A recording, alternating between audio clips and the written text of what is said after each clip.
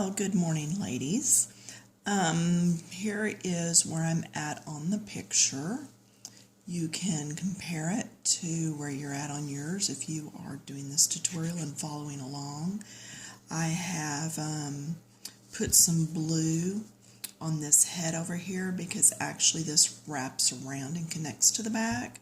So I went ahead and added that in.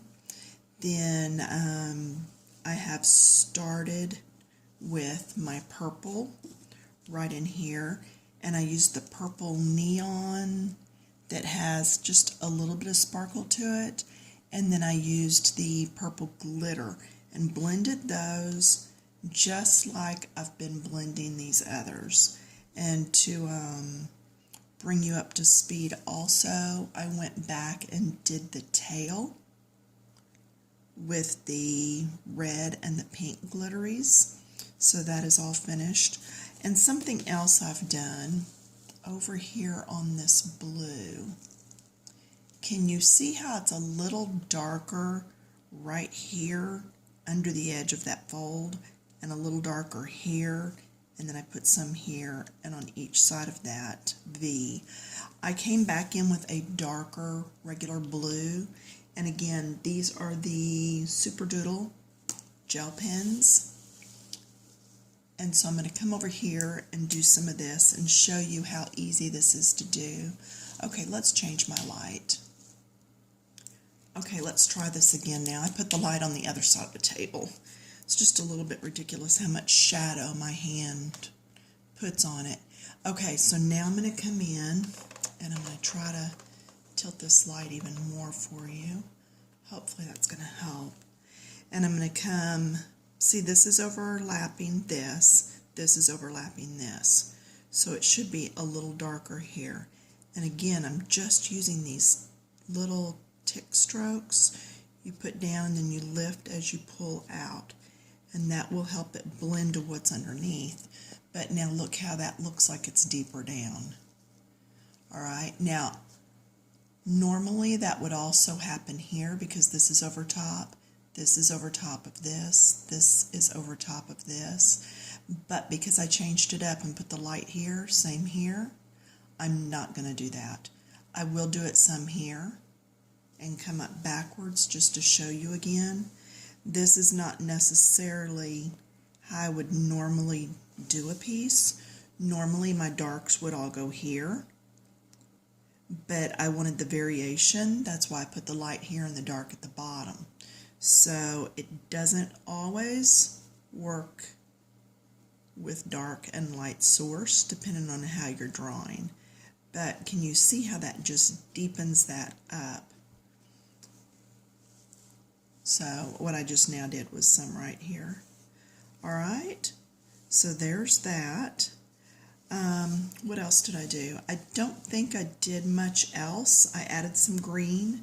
This was not green, I don't think, before on that tail area. And I think that's really probably all that I added. And that will bring you pretty well up to date now. So, now then, let's go on over and look at the purples. I have these two, and one actually has glitter in the barrel. And the other one is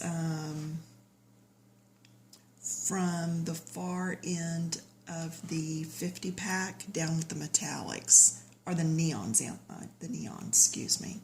So I'm going to go ahead and add some of the purple down in this long area here. I just want you to be able to see how I do that. And so I'm taking both caps off so I have them ready. I'm going to put the darkest one at the top and then the lighter at the bottom. So let's actually start with the lighter because I find it easier sometimes to pull that in. Now if you're not sure on a piece, what's what, you're the artist. It really doesn't matter. I put these in green because they have the line and the dot in the background. Do you see the line and the dots right there? Same thing as here, lines and dots. These have the stripes sideways, as do these and these. These have that little circle area in black, as do some of these. So as you're doing your piece, don't get bogged down in, oh, is that supposed to be that color? Or, oh, is that a leaf or part of the flower? If you do it green, it's going to look like a leaf. Don't worry about it. You're the one deciding. Nobody's going to get out there and tell you, oh, you did that wrong.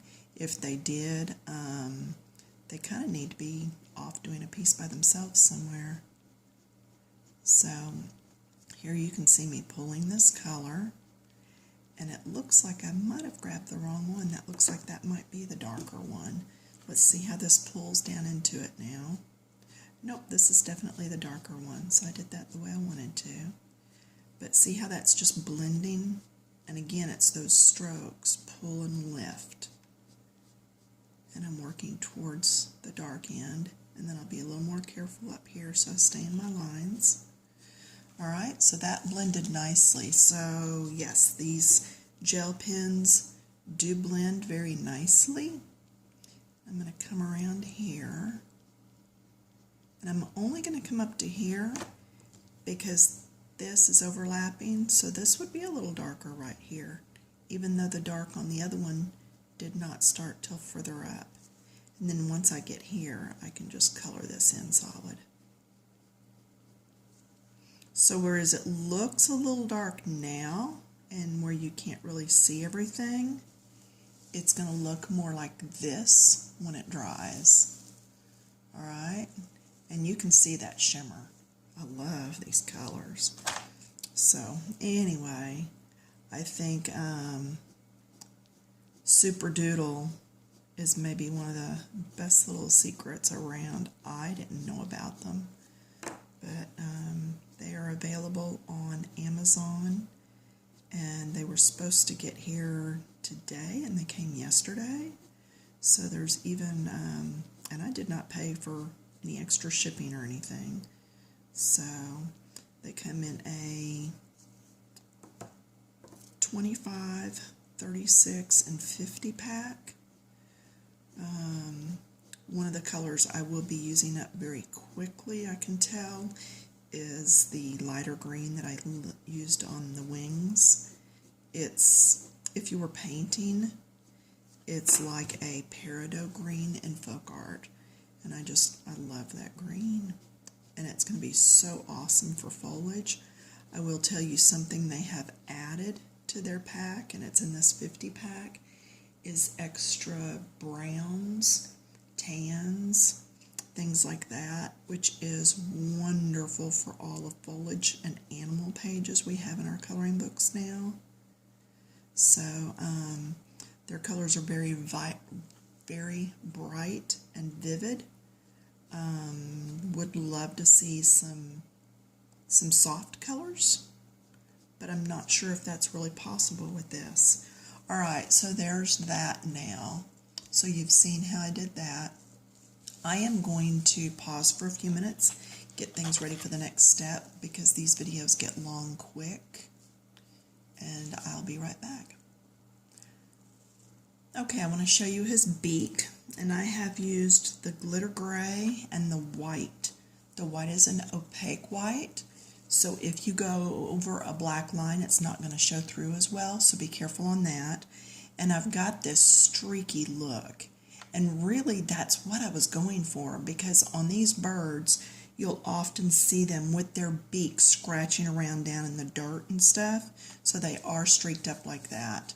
I am going to come over here and have to turn this sideways, show you this larger bird, his beak, and I'm going to show you how I did this real quick. Do it by sections. Oh, get back in focus. Don't let my hand mess you up. Alright, there we go. So I'm going to do the white first, and then while that's wet, I'm going to bring this metallic in, and that's not quite as streaked up as I had wanted it, so I'm going to come back in with white again. There we go. And then I'm going to do the next section. Make sure it's good and wet. These pins are so nice and juicy, that you won't have a hard time getting it wet, and yet they do dry fairly quickly. You're not going to have to wait forever before you're able to touch them. I have some ink pads in my scrapbooking that I just have to wait forever. Now you see where I went into his mouth just a little? Well, I'm going to come back with my basic black. Yes, a black actually comes in this kit. And I can just touch that up, and you can not even tell that I really went into that. So here's where we're at. That bird is more or less finished, unless I see something later. And this bird now we need to get on with, and I think I'm going to do it in some yellows and golds. So if this times out, I'm going to post it as part 3, and we will start the next one on part 4. Let me see if I can get some done.